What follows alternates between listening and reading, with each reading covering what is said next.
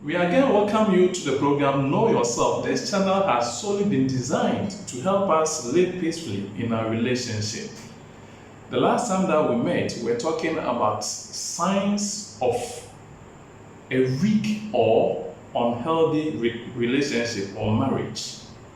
We shared with you about 6 signs that you need to look at when you're looking at weak relationship. I want to mention again that we come together with a view of making and enjoying life together, but unfortunately, people seem to forget about the vows they made in the wedding times sooner than later. And these are some of the signs we want to discuss with you so that you be careful when you see yourself in it, so you can take steps not to go far. Today, we want to continue from where we left off. The first of today is in a situation where you and your dreams don't include your spouse or your partner. That is another sign. Anytime people in a relationship become egocentric and self-centered, it leaves much to be desired.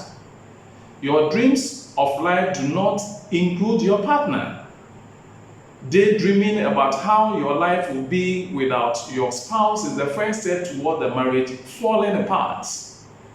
Falling in love with that dream and hobby, hidden wishes to achieve a life patterned in such manner is the time when you can consider the relationship to be at its last stage. Then again, not that your dreams do not include your partner alone. When you also have a negative defense mechanism in your relationship, it's also another sign. You may feel that your partner is no longer fostering your dreams and growth as he used to do or she used to in the earlier stages of the relationship. On the contrary, if you express any concern or issue that needs to be addressed, he or she gets defensive. When you talk about your needs or requirements, do you encounter criticism instead of a helping hand? This tells highly of how much the marriage has suffered already.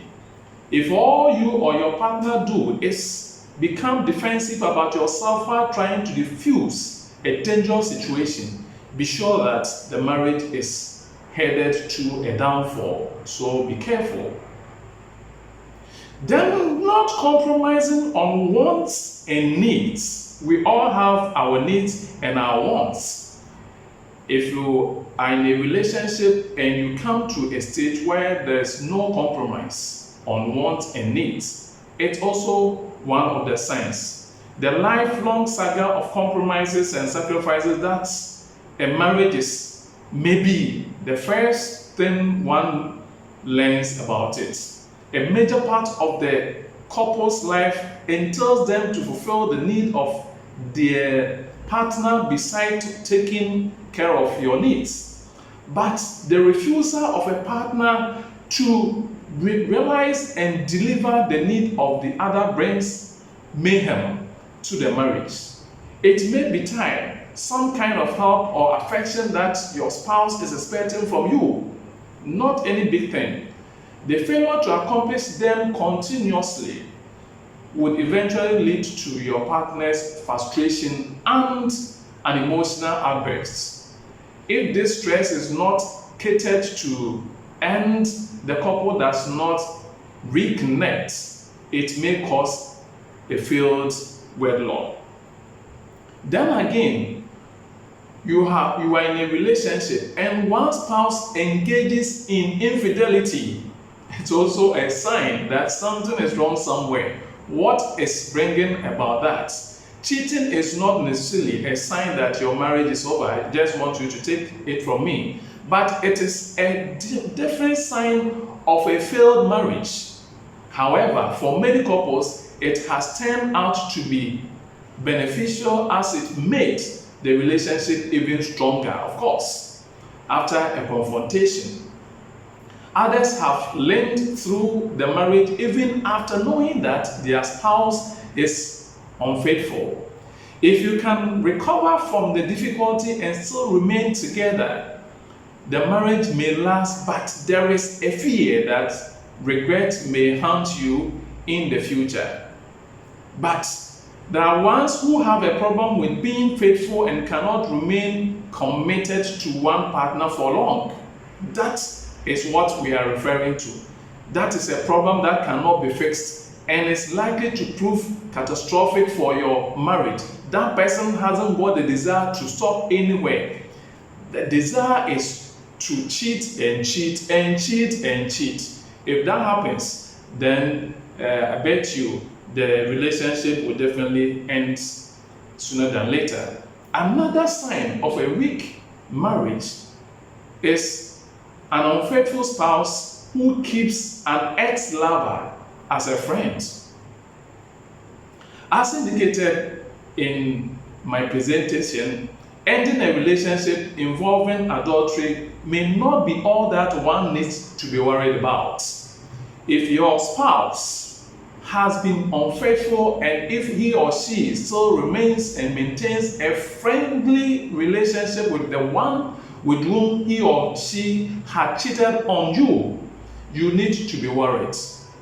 It is not enough to end infidelity, not because there are chances that your partner may end up cheating again. It is important to let go of the one or things that are a continuous reminder of the fact that you had once been cheated. It becomes a problem for the affected one to move past the emotional struggle that had almost been the case of death for the marriage, and that may prove cynical for the future. Again, it is important for us to know that different ideals or ideas of marriage and future, if the two of you have different ideas of marriage and future, it is also a sign. This is often the scenario when a couple doesn't have united goals when it comes to married life. It may be the moral, ethical, or lifestyle values that differ between the two of you, but it surely possesses a lot of harm for your future. You may not want children immediately, but his or her plans include having a family as soon as possible. So the two of you must, in a way, agree. But when you have that vast difference, where your plans and your ideas regarding marriage and future seem to be different, then you are in trouble. Again, arguing repeatedly over the same subject matter is another sign. Have you ever felt like you and your spouse are having the same fight and argument over and over again? It almost becomes a routine for some couples to face the same issues, but somehow they never manage to come up with a permanent solution that will put an end to it. If you think that you can bury the hatchet every time without resolving the matter, it will cause a great amount of harm in the long run. Cheating and creating a vicious cycle which never seems to make its way out is a sure way to prolong your marriage, which will only end up to be a futile one. We also need to be careful of this. You no longer care about being intimate. If any time you see some of these things, then there's a problem. You no longer care about being intimate with your partner. A healthy sex life is great for any relationship, but everyone goes through their period of ups and downs, yes, in the bedroom. Not wanting to rip your partner's clothes off every night is no reason to panic. If your sex life has become totally non-existent, though there's cause for concern. Romantic relationships won't survive without some sort of intimacy. If yours is lacking in physical nature, it's a clear sign there's a huge problem, and your marriage may not be worth salvaging. Even if you don't necessarily hate the person, A marriage is much more than being okay with a lack of romance and physical connection. So it is good to be intimate. When you lose it, it means there's something wrong. I want to also share with you that anytime you are in a relationship and there's that lack of remorse for your partners or your own wrongdoings, anything that happens between the two of you, you are not remorseful. It's also a sign that that marriage is weak. Then again, you never seem to be right according to your partner. That is what he or she says. It feels good to be appreciated, especially when it comes from your loved one. There's one scholar by name William James who said that possibly the greatest need of every man is the need for that individual to be appreciated. So if you lack it and your partner does not appreciate whatever you do, it calls for concern.